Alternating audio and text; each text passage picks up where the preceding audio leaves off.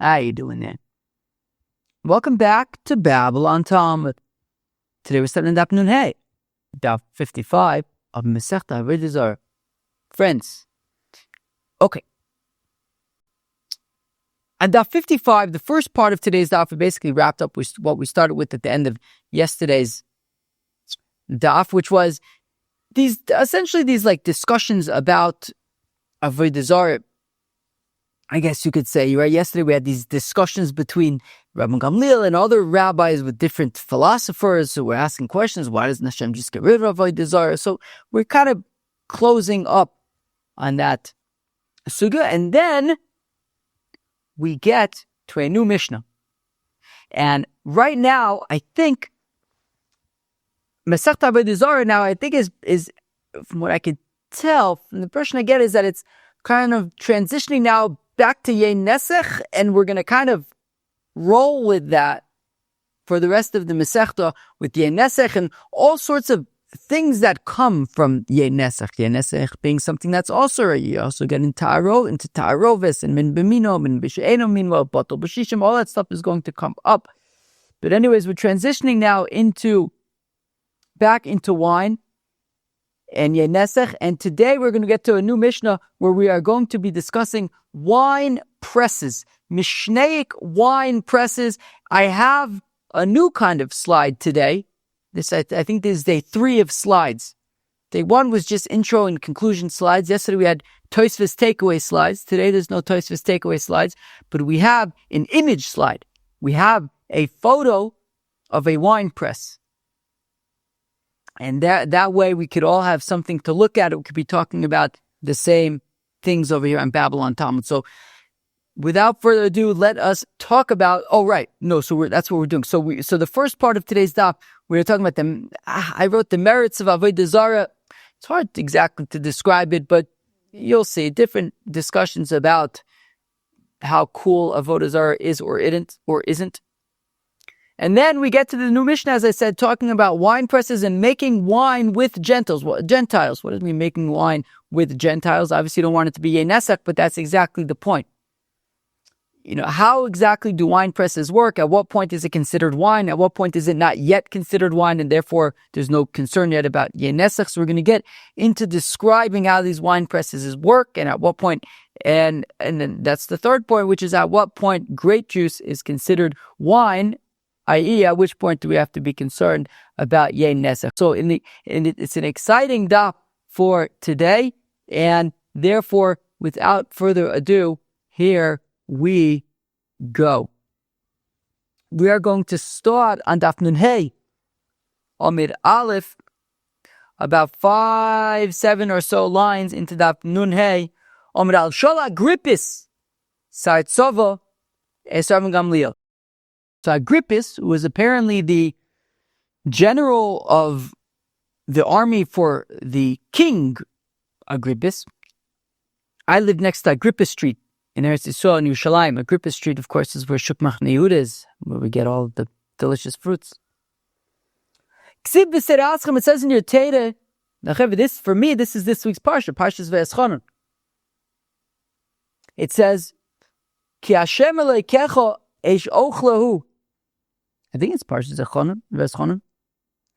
That it says in the Torah that in the context of Avodah Zarah, it basically says, don't worship Avodah Zarah because Ki Hashem Elokecha Eish Ochlahu, and you better watch out because God is a very vengeful God. Kel Kono. He is vengeful. So Agrippus asked Rabbi Gamliel, Klum miskane ela chacham b'chacham, v'gibor b'gibor, v'asher b'asher. So Agrippus asked Rabbi Gamliel, he says, listen, Rabbi Gamliel, generally, you would imagine, a wealthy person. Who is he jealous of? Other wealthy people. Is that person wealthier than I am? I am the wealthiest, or I'm the strongest. Is that person competition? Does he really think he's the strongest? I'm the strongest. But if you have, a really strong guy, and there's some kind of shrimp, what's a shrimp? Hey, shrimp. Wait, do you call people shrimps? I guess I don't really call too many people anything. Step one would be for there to be people. Akoponim. But regardless, no, I don't think you call somebody a shrimp, do you? You shrimp. It sounds like it could be the thing that you call people, but I just don't know. I just call people by their name usually, if I know it. Okay. I'll call upon him. So a wimp. So a strong person sees a wimp. It's not really. He's not going to get too worked up about it. He knows he's obviously stronger. So the point that Agrippus was asking Rabbi Gamliel was,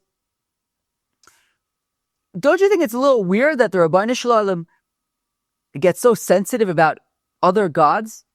I mean, normally you would only get sensitive and get defensive about things that are actual threats. Does this mean that God actually sees Avodah Zarah as real? And doesn't this mean that Avodah Zarah is real? The fact that God gets so sensitive about it, doesn't it mean that there's clearly something to it? Because if there wasn't, then what's there to get all worked up about? So again, so Shal Agrippa side Soves Gamliel ksiv b'siraschem ki Hashem Elokecha ish ochlo kel kano kul miskane elachochem b'chochem. A wise person only gets defensive, or what's the word? Jealous, maybe even you can say. Let's say, miskane, jealous. Okay, perfect. So, right, a wise person would only get jealous if he thinks that maybe there is somebody is competition for him, is maybe perhaps wiser than he. V'gibor b'gibor, or a mighty person gets jealous of a fellow mighty person who, hopefully not, but might be more mighty than him. V'asher be'asher, a wealthy person gets jealous of other wealthy people. So the fact that God is so jealous about Avodah Zarah, is that not punkt in indication that there's something to that Avodah Zarah? So it says Rabbi Gamliel, actually, punkt fakert. I will give you a mashal, a parable, to what this is similar to. That if you have a fellow, and the fellow is married to a woman, okay, gewaldig, amazing. And now one day he decides he's going to marry another woman. So the original wife, she's like, wow, okay. And she's obviously looking at the new wife and seeing, like, what's this all about? How come he wanted to marry a new wife, another wife? So if Memela, she's like, amazing. So the original wife is like, okay, fine, whatever, I get it. Okay, it's, I'm not happy about it, but okay, I get it. She's a great woman. But if the new wife is like the opposite of awesome, well, then it's a very frustrating experience for the first wife, because she's like, this is what I have to deal with now. He went and got another wife, and like this other wife is an app. Like what was he thinking? And it's a frustrating experience for the original wife. So the nimshal is punkt fakert. The fact that the Rabbeinu Shalom gets frustrated is not because there is anything to these other gods. It's like, why are the Yid, like these gods are obviously narishkeit. Narishkeit, is that a word? Okay, Chaver, I'll tell you why I don't know what's going on in a second. But these other gods are clearly ridiculous. Why are the Yidden falling for this? And it's just a frustrating experience. So, right, so if the new wife is, amazing, well, then ein miskanaba. So the first wife doesn't get so upset because she says, okay, it's understandable. But prusa mimena. But if the new wife is like really bad, miskanaba, so then she gets frustrated. She gets jealous, annoyed. They're like, well, what exactly is he thinking? Yeah, the reason why my brain is maybe a little bit a little bit not so brainy, I'm on such a weird schedule. What time is it? It's 9:45 at night. I never record Babylon Talmud at 9:45 at night. I'm usually sleeping at 9:45 at night. But I'll tell you, I literally just got dressed at 9:45 at night so that I could record Babylon Talmud. My schedule has been redunculous. For years, for like 5 years straight, I woke up every day at like 2, 3 in the morning. Last night I went to sleep at 3:30 in the morning. After recording Babylon Talmud tonight, I still have to learn a daf. It's insane. My days have been taking me like 27 hours, and like each day is like leaking into the next. I'm recording Babylon Talmud at night, and then it's insane. So I think I haven't been eating. It's insane. It's like so I think maybe I'm going crazy a little bit, but it's okay. It's great. It's great though. Anyways, Givaldi, let's go weiter. So that's the deal. It's not that God thinks that there is anything to this Avodah Zarah. It's the opposite. There's so little to these Avodah Zarah that it's so frustrating. Omelei Zunin the Rabbi Akiva, Zunin, who was a Yid, said to Rabbi Akiva, maybe v'libcha yada Avodah Zarah leizbam v'shashim. Zunin says to Rabbi Akiva, look, Rabbi Akiva, okay, you and I both know that Avodah Zarah is silly. But Zunin says, I do have a question for you, Rabbi Akiva. V'ako chazinon gavre da'azle kimazbre v'asu kimitzamde. But Zunin says to Rabbi Akiva, I do have a question though. Look, we're on the same team. I agree. Avodah Zarah is silly. I do have a question though, because you do see people going to these temples, and they go like a miskein. They stumble into the temple, and they leave, and they're mamash. They're in a good place, right? They come. What does it say? He says, they enter into the temple and they're broken. Maybe they have a broken leg. Like they're broken when they come in. But also Sunday, all of a sudden they leave and they're in tip top shape. So Zuni Asar B'Akiva says, okay, yeah, fine. Avodah Zarah is bad, it's silly, it's stupid. But I do have a question. It seems to work. As silly as it might be. So my time, how come this could be? If Avodah Zarah is really narishkeit, so then why does it seem to work? So Rabbi Akiva responds, I will give you the following. I will answer with the following parable. For example, a very, very trustworthy individual,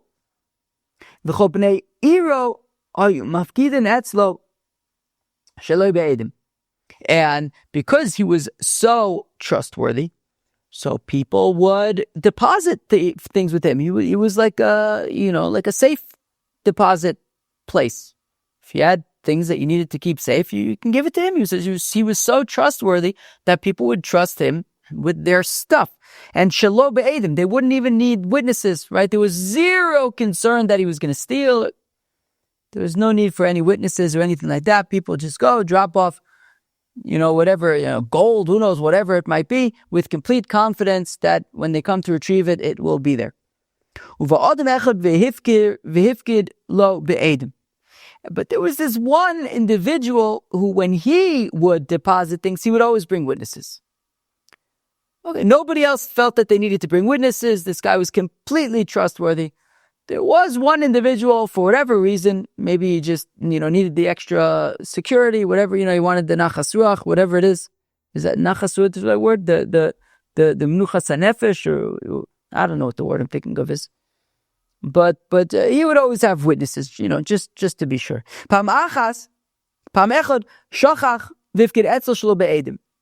Now, one time, however, this individual who would always have witnesses, he deposited something without witnesses this one time. So the wife of the trustworthy individual said to him, well, here's our opportunity.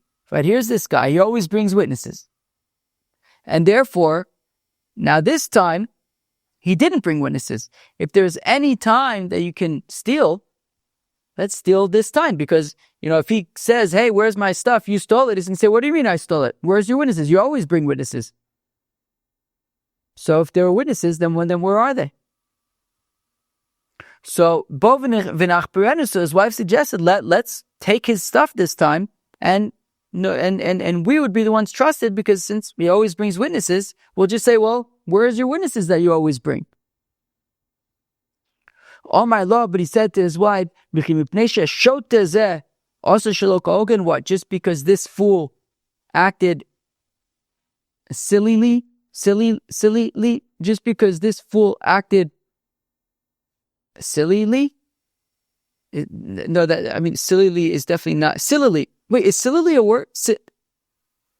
Cheve, I'm telling you, my anything will go with my brain right now. Sillily?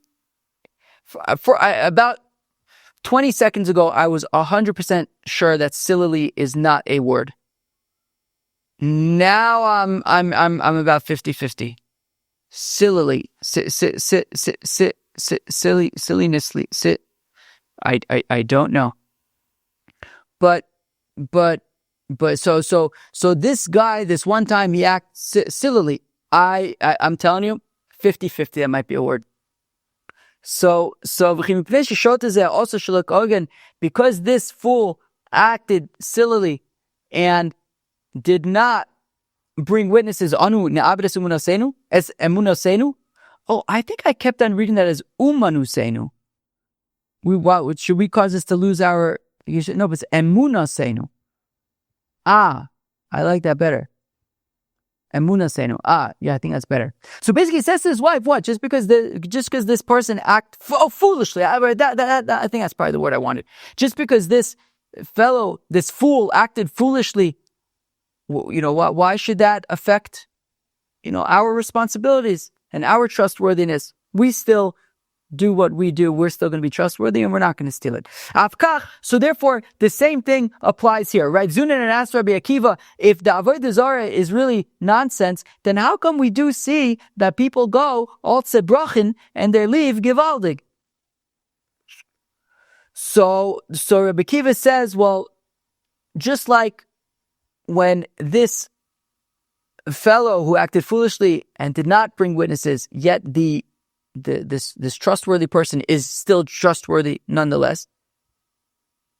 So afkach, the same thing happens with Yisurin, with what are Yisurin again? Yisurin are bad stuff.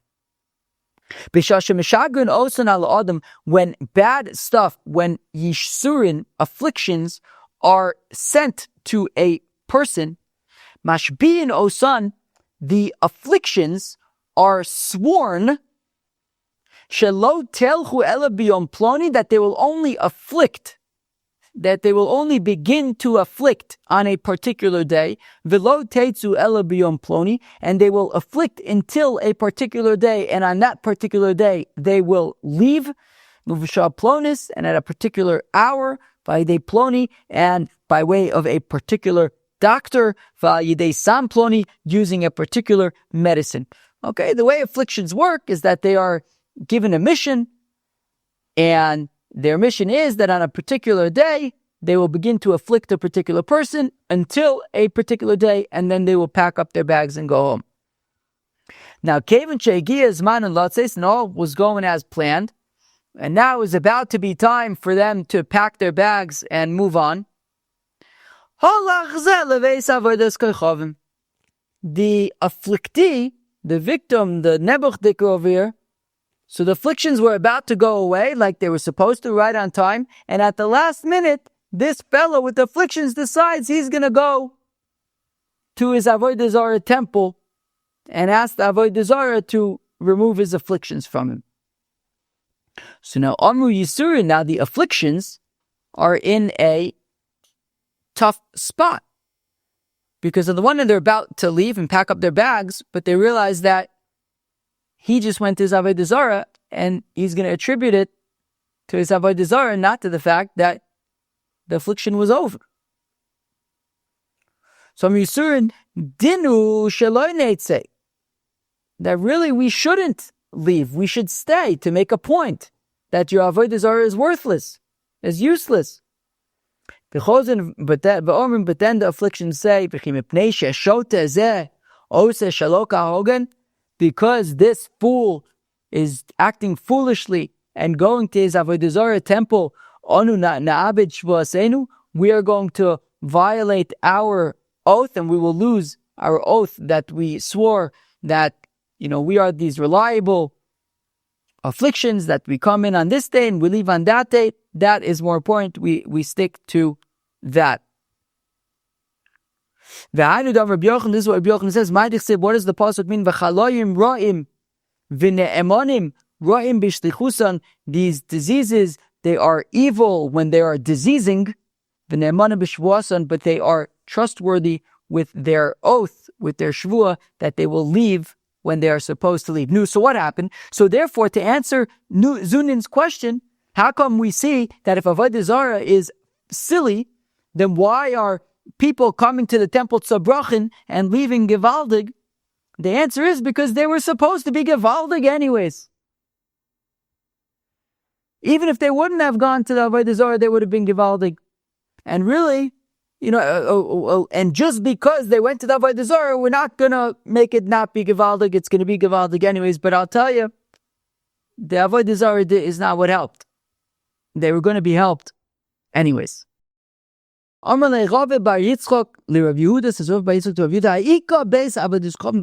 is a temple in our area that when we need rain, so the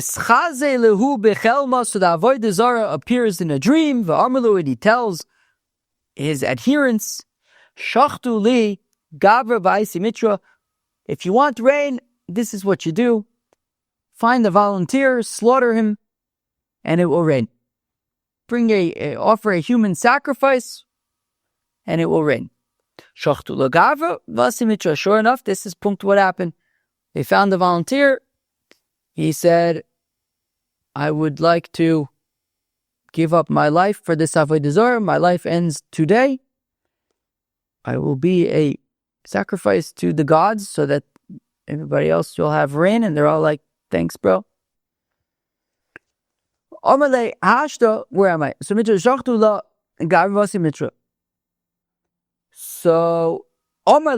Yehuda responds to Rabbi Bar Yitzchak, Rav Yehuda says, look, if I would have already died, well then I wouldn't have been able to tell you the following. So I'm happy that I'm still alive to be able to report to you the following. So the following, Rav says, Rav, what is supposed to mean? Asher cholak Hashem Elokecha oisam l'chol ha'am. This, I believe, it is also in this week's parsha. This week for me, Parshas Veschonim. Asher cholak Hashem Elokecha oisam l'chol ha'amim. Melamed she'echlikon b'dvarim. That God makes the Avodah Chovim slip up. Kedei l'tordin min ha'olam, so that they'll get in big trouble, right? Meaning, again, it was not the slaughter, it wasn't the human sacrifice that brought the rain. The rain was going to come anyways. And this was just a distraction. The dream and the suggestion for the human sacrifice, that was just a way for these of the Kochavim to serve Avodah Zarah and get in trouble for serving Avodah Zarah. But the fact of the matter is, right, it was just so the Avodah Zarah, the whole slaughtering of the human sacrifice was completely unnecessary, and it was just an opportunity for them to slip up. This is what Rish Lakish says, that if a person wants to be silly, he'll be silly.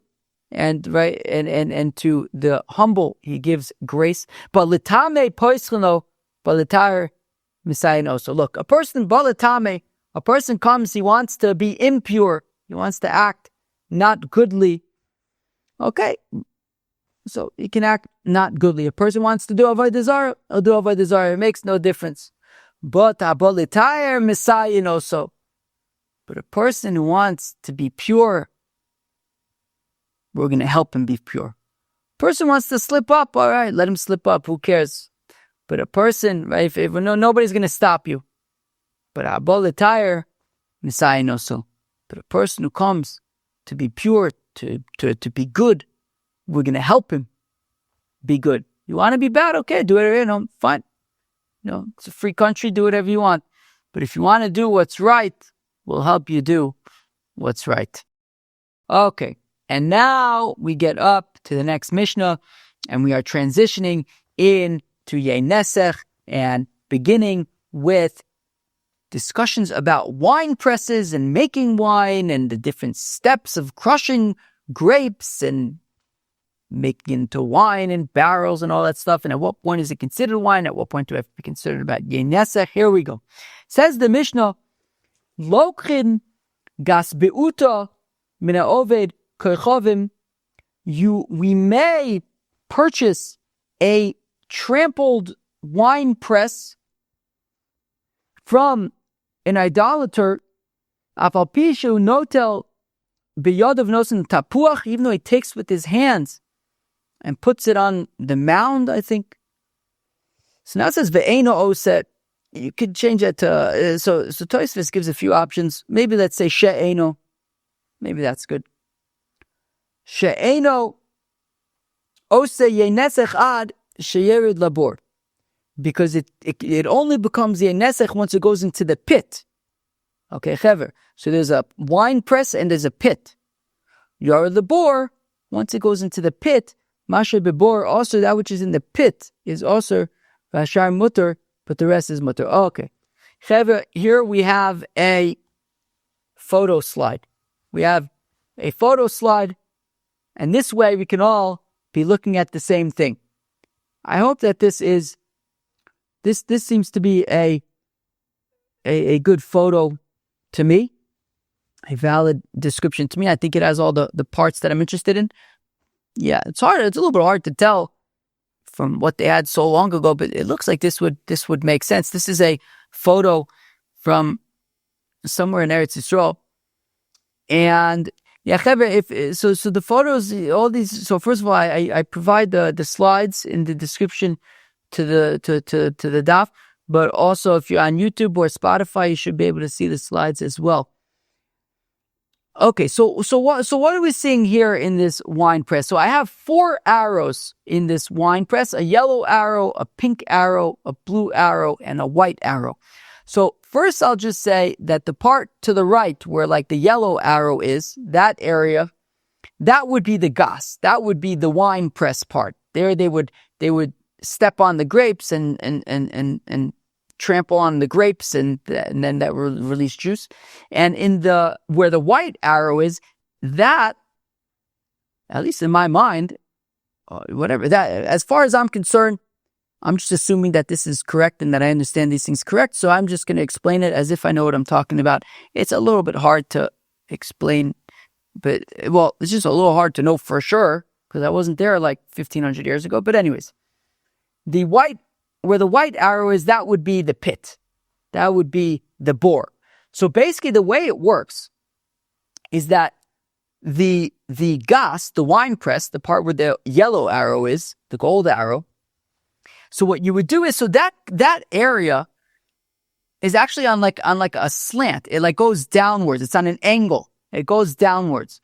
So what I understand is that basically you would take grapes and you would pile them like where the golden arrow is, like kind of up there. And from there, you wouldn't fill it up all the way, as we're going to see, soon in the Gemara, but you would take a bunch of grapes, bunch of clusters of grapes, I guess, and you would put it kind of where the golden arrow is. And then you would start stepping on it. Hopefully you'd wash your feet first or whatever, I don't know, whatever they did. But it looks like the wine press was a little bit dirty, but maybe they cleaned it first. But al kaponim. So then you would step on the grapes. And then as you would step on the grapes, so then the juice would be released. And again, as I said, it was like on a sort of angle. And the juice would then flow towards where like the pink arrow is, and it would kind of collect over there.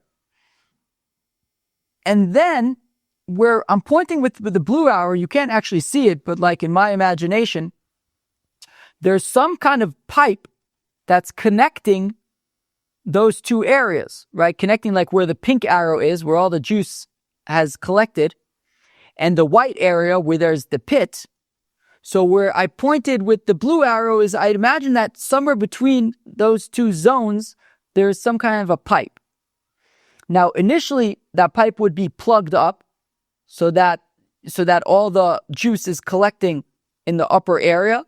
And as we talked about this tapuach, you could then like kind of get a second crush. You can collect the grapes and the pits and all stuff and move it back up and, get a second crush or something like that. But anyways, this I think was the general idea of how these wine presses work. You had this upper area where you would put in clusters of grapes.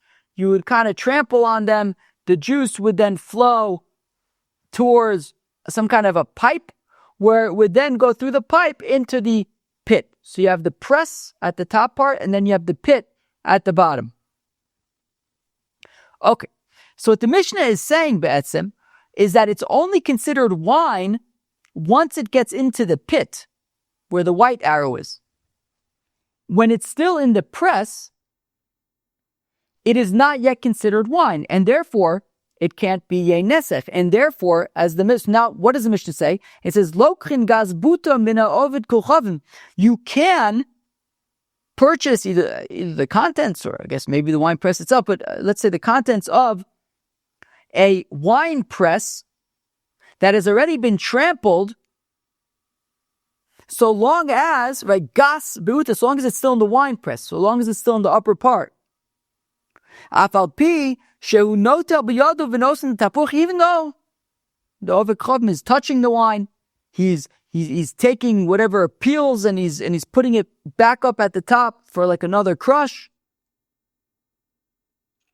She'eno osa yenesech ad she'er labor, because it can only become yenesech once it goes in to the pit where the white arrow is. Yared labor, and now once the pipe is opened up and the juice is flowing from the press into the pit, and now once it's in the pit, masher bebor osir, that which is in the pit is osir because of yein nesech. V'ashar mutter, but still what's left in the press, in the wine press, that still remains mutter. Okay, Gival. Now, it's interesting to note, we have another about 3 weeks left of Masechta Avodah Zarah, so we have plenty of opportunity to learn new things, but there seems to be this just kind of assumption that in Oved Kachavim who touches wine, it becomes usher. We haven't really talked so much about it. Rashi talks about it a little bit, maybe on Daf Nun Vav. Obviously the concern is here. Okay, the concern that we're concerned about right now is Yein Nesech, right? These aren't concerns about like intermarriage right now. We're talking about Yein Nesech, about Avodah Zarah. And it seems that just actual Yein Nesech is if he like actually libated with the wine. That's real Yein Nesech. But here we're talking about like Dinim Dirabanan, concerns Dirabanan, that even if they overcome so much as touches wine, we consider it to be Yein Nesech. And yeah, so even in this Mishnah, that just like seems to be the assumption. We'll see if the Gemara is going to kind of talk more about the details of why that, like what exactly is the concern. So as I said, Rashi, I think it's maybe on Daf Nun Vav, I think, or maybe Nun Zayin or Aleph. They could even like worship Avodah Zarah just by like moving their hand around in wine, just by moving it around. That could already be like considered like nesech for Avodah Zarah if they have kavanah for that. So like there could be a concern that even if he's not like filling up a bottle and libating it before Avodah Zarah, but even just like moving his hand around in wine, if his kavanah is for Avodah Zarah, that could already be Avodah Zarah. But anyways, yeah, there seems to be just kind of like an assumption that an Oved Chavim who touches wine, it's considered Yein Nesech. As I said, we have like about another 3 weeks left learning of Masechta Avodah Zarah, so maybe we'll get more clarity on what exactly this concern is here about an Oved Chavim touching wine. But anyways, here we go. So we have this wine press, and so long as the juice is still in the press, there's no concern of Yein Nesech. You could consume the contents, all good. Once the juice goes into the pit, however, the juice in the pit, there's a concern about Yein Nesech. It's Taka Rashi in Tosfos. Rashi says that Dafka the Oved Chavim would have to touch the wine in the pit for the pit to be considered Yei Nesech. The Rashbam, the grandson of Rashi, says in Tosfos that actually even just the koyach, the fact that the juice came from the Oved Kochavim at the top at the wine press, that's enough to make the juice, once it gets into the pit, to automatically be considered Yei Nesech, even if you didn't dafka touch the wine in the pit, according to the Rashbam. But okay.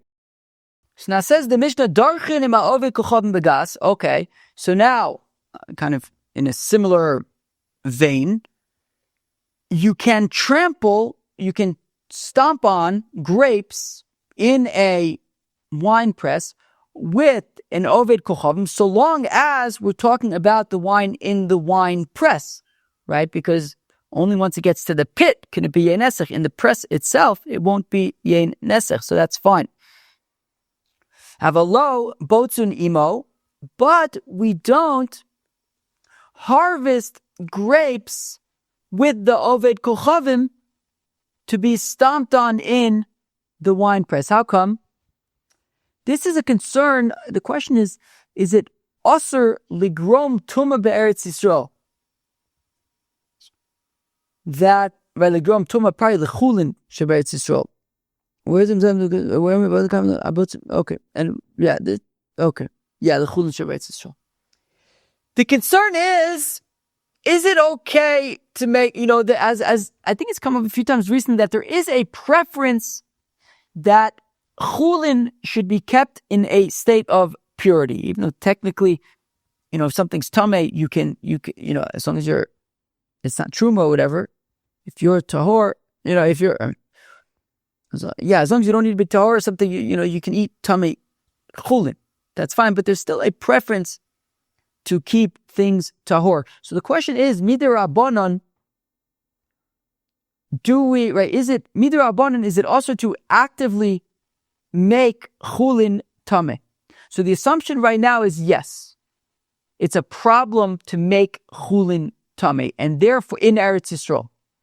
And therefore, we're saying that you can't harvest grapes with an oved kochavim, because of course the wine press of the oved kochavim is tameh, right? He's not concerned about tumah tara. So the wine press of the oved kochavim is tameh, and therefore don't harvest grapes with the oved kochavim, because you know that you're basically contributing in ultimately making these grapes tameh. So don't do that. However, what we said that you can stomp on grapes in a wine press with an oved kochavim, that's because, look, the oved kochavim doesn't have the mitzvah to keep chulin tahor, and so long as the oved kochavim stomps on the grapes first, and he's metame the grapes, so by the time you jump in there, the grapes are already tameh, and it's not like you are abetting. It's not like you are. Right, the oved kochavim doesn't have this mitzvah. So once already the oved kochavim has harvested the grapes without you and brought them to his wine press and started stomping on them, and they're already tameh. Okay, at that point you can go in there and be paid to stomp with him, and that's the fact that you're getting enough from the situation is okay, because there isn't really technically anything wrong with chulin that is tameh. We just don't want yidden to be metame chulin. But for an oved kochavim to do it, he didn't do anything wrong. So once already it's tameh memela, you can contribute at that point. But don't contribute to the harvesting knowing that it's going to become tameh. But once it is already tameh, there isn't anything wrong with that at that point. I mean, you can even drink the juice. Once it's wine, it'll be Yei Nesech. But the juice, you can even, you can, meaning the point is, like, something that's chulin, that's tameh, you can even consume, but we there's a preference to keep it tahor and not contribute into making it tameh. But once it's already tameh, you could then stomp away. Yisrael shu ose b'tumah. However, when it comes to a yid who is not makpid on keeping chulin tahor, if there's a yid that he makes things tameh, well, in that case, not only are you not able to harvest grapes with that yid, because you would be contributing in ultimately chulin, these grapes becoming tamei. But even to stomp on the grapes in the wine press with this yid, even if the yid had stomped first and they were already tamei, but you're assisting a yid who should not be making these grapes tamei, and he did make these grapes tamei, you're now basically being ma'asayer over avera. You're helping out somebody who's doing an avera. Don't even stomp in the wine press with him. And over kochavim doesn't have a mitzvah to keep things Torah. So once ready, it becomes tamei for seder. At that point, you can help him out, but you can contribute with him. But a yid should not be making things tamei, and if he is, you don't want anything to do with it. So again, Yisrael shu oise betuma, a yid who doesn't think twice about making chulin tamei, lo dorchin velo botzun imo. We don't stomp on grapes in the wine press with him, nor do we harvest grapes to go into his tamei wine press. We don't harvest with him. Ava molichin imo chavius legas umeviin imo minagas. However, once everything is already done, once he has already harvested his grapes and he's already stomped on his grapes in his tamei wine press, and now he calls you up and he says, look, I've got all this wine, all this juice in my wine press, and I want to, put it in barrels and put it away for storage. Well, at that point, you can help him because, the averas have already been done. The tumah is already there. You're not helping him in the process of being metame anything. That's already been done. What you have is tamei juice. There's nothing wrong with tamei juice. It's already tamei. So at that point, you can bring barrels, you can barrel things, you could take them, you could carry them away with him. At that point, once the damage has been done, it's okay. Again, avamolichin imo chavius legas, but you could bring barrels to the wine press with this yid after the fact, umeviin imo minagas, and you could bring the barrels from the wine press for storage, and that is all fine at that point. Nachtom shu oise betuma. When you have be'etzim a baker who makes who's not concerned about tumah, right? So he'll make bread, and he won't think twice about it being tamei. Lo loshin v'lo orchinimo. Do not knead and shape with him, right? A baker who's going to be actively making the dough tamei, you don't want to be involved in that process. Aval, once the dough has already been made and the damage has already been done, everything's already tamei, and the question is, can you help him bring it to be baked? Well, at that point, but once already the damage has been done and you have the breads that need to, so Taka Rashi says pata, what it means is the baker, right? They just now need to be brought to the baker to put in his oven. At that point, it's already tamei, and it's okay. Again, there's nothing wrong with eating chulin that's tamei. We just don't want you to make it tamei. And therefore, once it's already been made tamei, you could help and bring it to the baker. Taisus Taka says that a palter is not just somebody who's going to put in the oven for you. It's actually somebody who's going to somebody who's going to be selling the bread. So I guess the assumption would be that you had already baked it together, and now you could bring it to be sold. But again, at that point, the damage has already been done, so you can help out at that point. Okay, so now we see a very interesting opinion of Rav Huna with regard to at what point the juice is considered wine. And this kind of unfolds a kind of new perspective on things, I guess you can say. Here we go. Says the Gemara, Rav Huna says, Rav Huna, Yayin kevan shehischil lihi moshech ose yenesech. The wine, once it begins to flow, it becomes yenesech. Now, if we bring back up our diagram of the wine press, so while in the Mishnah it had said that the juice only becomes wine once it's by the white arrow, once it's in the pit, Rav Huna has a different shita. And I mean, how could you argue with the Mishnah? Okay, we're going to explore this. But Rav Huna expresses a different shita, which is where the gold, again, where the golden arrow is at the top. That is where the grapes would be, piled up over there at the top, and then you would stomp on the grapes, and the juice would then flow down towards that pipe by the blue arrow. Again, you can't see the pipe, but I'm imagining that there was a pipe somewhere around there.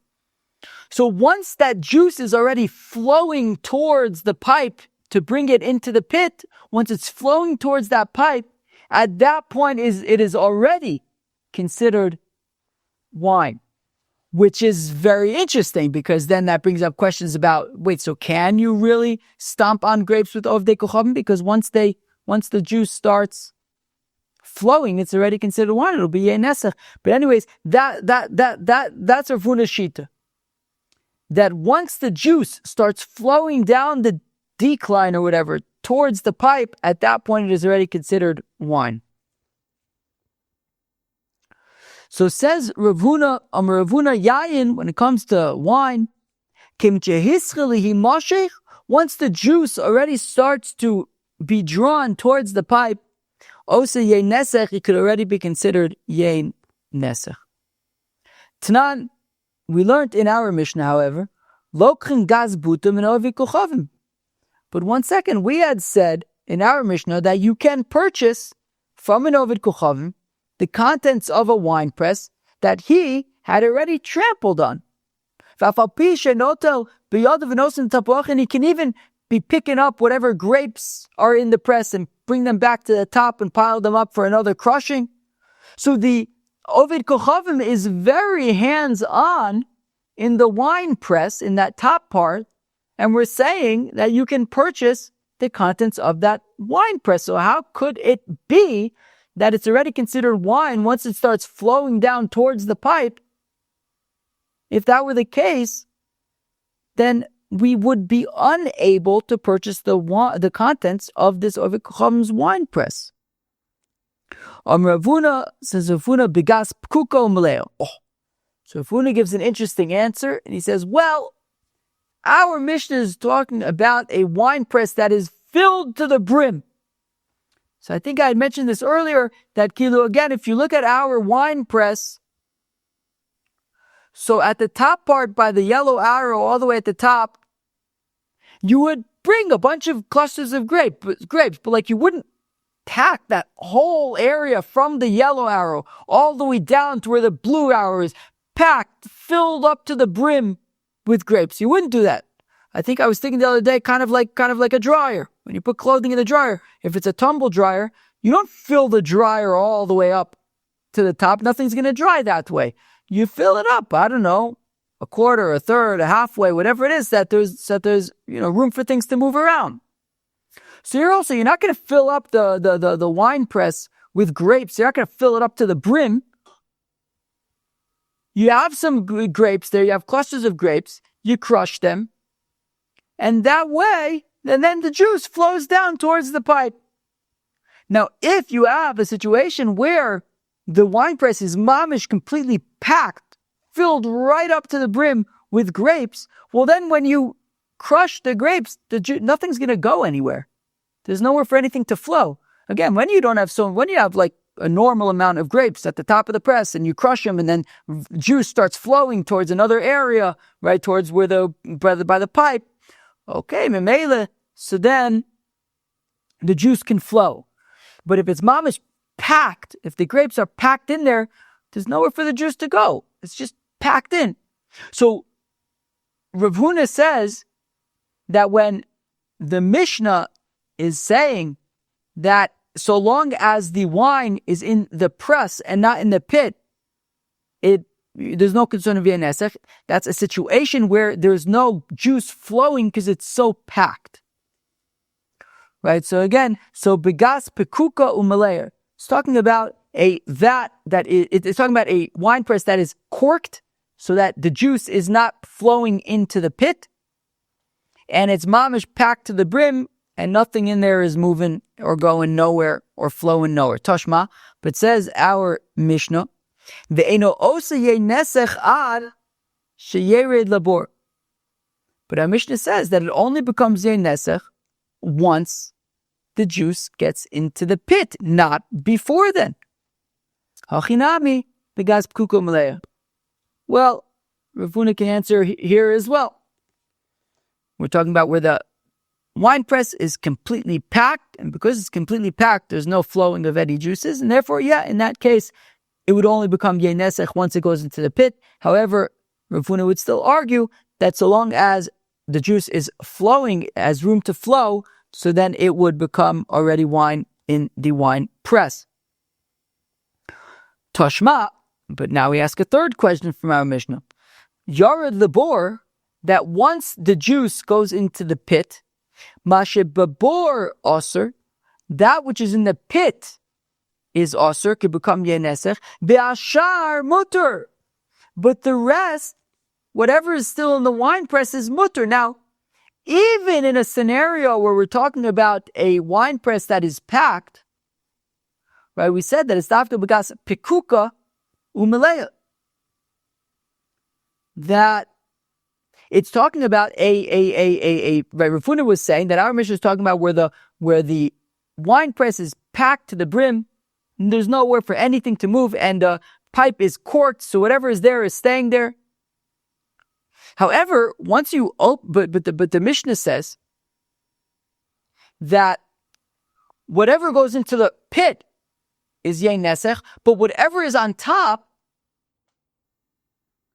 is not Yei Nesech, is kosher. But even according to Rav Huna, who was saying that our Mishnah is talking about where it's packed, once you open up the cork and you allow the juice to start flowing into the pit, well, then then already you have movement, and stuff is flowing. And according to Rav Huna's definition, that stuff should be able to become, should be considered Yei Nesech already at that point. And yet the Mishnah says only that which is in the pit is Yei Nesech, not anything that's in the press. So Amr Rav Huna lo kasha, kan b'mishnah rishona, kan b'mishnah achrona. So Rav Huna gives a very interesting answer, which is actually there are two Mishnayos. There was a first Mishnayos, but there was also a second Mishnayos. Our Mishnah is expressing the older version, the original version, which said that yes, the juice when it's in the wine press, it was not going to be Yei Nesech. But there's a later Mishnah, the Mishnah Achrona, which says that it's already considered wine once it begins flowing, even in the wine press, even in the top area. So Rav Huna says, I'm holding like the Mishnah Achrona, like the later Mishnah. Titanis v'lenin abaysa barishona, initially, they would say, like our Mishnah says, Badad. Badad is an acronym for Botzrin Dorchin Dorchin. Here we go. Ein Botzrin ima oved kochavim begas. That we don't harvest, as we said, with an oved kochavim to bring the grapes to his tamei wine press. Because you're not allowed to cause chulin to become tamei, and you know that whatever you're harvesting with oved kochavim, he's going to make into tamei wine, because he's not makbid on tumah and tar. He doesn't have to be. Ve'ein darchenim Yisrael she'osu perosu b'tumah. And also, if you have a Yisrael who doesn't care about chulin b'tumah and he just makes everything tamei, so obviously you can't harvest with him, just like we said you can't harvest with an oved kochavim, so you wouldn't be able to harvest with this yet either. But also, the Brisa adds that you would be unable to stomp on the grapes with him, as we learned earlier. She'aser ligra l'sayeya yedei ovre avera, because you're not allowed to assist those who are doing averis, and he's making these grapes tamei by stomping on them in his wine press. You don't want to have any part in that. Avol dorchin ima oved kochavim begas v'lo chashinon nidra. But you may stomp on grapes in the wine press before it goes into the pit, and where there's no concern about what Rav Huna is saying, that once it begins to flow, it would already considered wine. No, so long, says the Mishnah Rishona, so long as the juice is still in the press, in the top part, it is not Yei Nesech, and therefore you can stomp on grapes with an oved kochavim, and that's fine. V'chazu lomar, however, then there was the Mishnah Achrona. And in the Mishnah Achrona they said, so it says dabad, but there's goes Abach, I think, says dabab. Dorchen, botzen. And dorchen, ima oved kochabim begas mishum duafuna, that in the Mishnah Achrona they said, you actually can't stomp on grapes in the wine press with an oved kochavim, because we're concerned about Ravuna, that once the juice begins to flow towards the pipe, already at that point it would be considered yain, it would be considered wine, and therefore if you are stomping on the grapes with the oved kochavim, it would be considered yain nesach. Ve'ein botzin im Yisrael she'ose peirosov betuma, and we also do not harvest grapes with a yid who doesn't care about chulin betara, because as we said, because he's going to be making his grapes tamei, and you don't want to have any part in that, right? You don't want to harvest with this yid, because you know that he's going to be making it tamei v'chol sheken she'ein dorchen, and certainly you can't stomp on the grapes with him because you're actually going to be actively assisting in making this chulin tamei. Aval botzin and oved kochavim begas shemuter, they're going to l'chulin shabbat. But you may harvest with an oved kochavim, even though you know that he's going to be bringing it to his wine press and it's ultimately going to become tamei, because shemuter they go l'chulin shabbat. So according to this Mishnah Achrona, it is mutter to cause chulin to become tamei in Eretz Yisrael, and therefore you can harvest with the oved kochavim, even though you know that he's going to be bringing it to his wine press, because, right, which is tamei, because it's mutter legrom tum l'chulin shabbat Yisrael. Now you might be wondering, well, if it's mutter, then why did we just say that you're not allowed to harvest with a yid who's not makbid on chulin bitara? The answer is because, well, by a yid, there's another factor. It's not just the fact that you're going to make chulin tamei.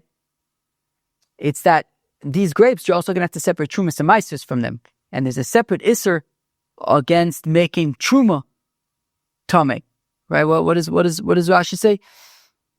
He says, "Ve'osu ligrom tuma the truma dechsivani in asati l'chas mishmeres trumosa b'straight trumosa kosa medaber." Right? You also have to make sure that, you even have to guard, right, truma Torah and truma tamei, right? You want to make sure that that truma is not going to become tamei, and therefore, even if it's mutter ligrom tuma l'chulin shabbat Yisrael, still you want to make sure, right? Even if it's mutter ligrom tuma l'chulin shabbat Yisrael, you do want to make sure that truma is going to remain tahor, and therefore you can't participate with your friend who's not makbid on things remaining tahor. Friends, that was the Daf Hey of Masechta Avodah Zarah. We wrapped up the discussions about, first of all, about Avodah Zarah in general, right? That we're shifting now into more Yei Nesach kinds of things, but we had discussions about is Avodah Zarah the real deal or not? Why does it seem like Avodah is working sometimes?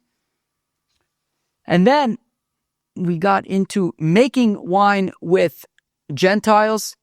Right, we talked about the wine press. The wine press, we saw what a mishnaic wine press looks like. We saw different opinions about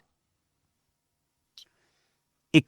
The Mishnah Rishona had said that all juice in the wine press is okay. It only becomes wine, and therefore yei nesech once it goes into the pit.